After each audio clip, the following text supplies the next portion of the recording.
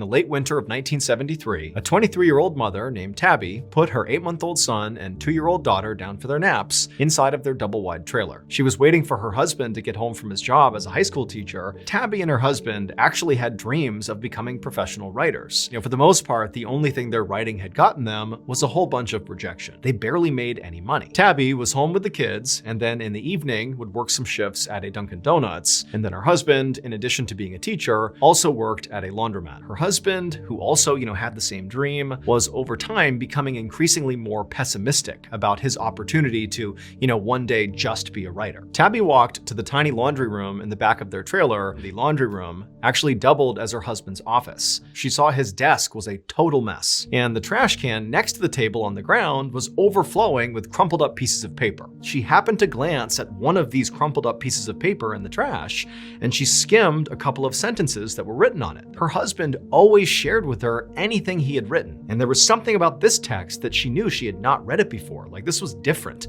Then actually began reading what turned out to be this failed manuscript that her husband had thrown away, and she couldn't believe how good it was. And this is so good.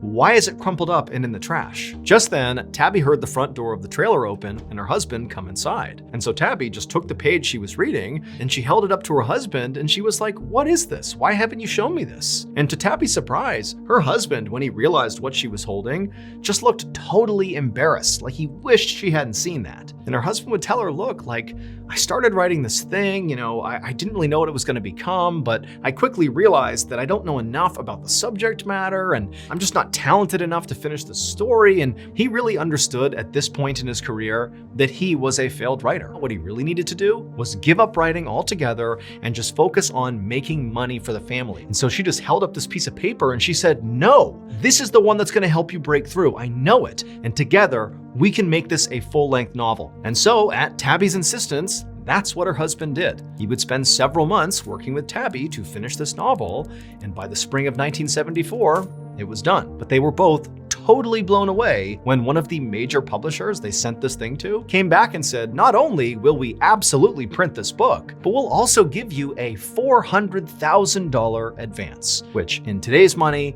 is $2.5 million. A massive, massive book deal by any standard. That was only the beginning. Tabby's decision to pull that crumpled up piece of paper out of the trash can would prove to be a good one, because her husband would go on to become arguably one of the most famous writers in the world. That story that Tabby saved from the trash can would go on to become the iconic horror novel Carrie. Tabby's husband was none other than Stephen King.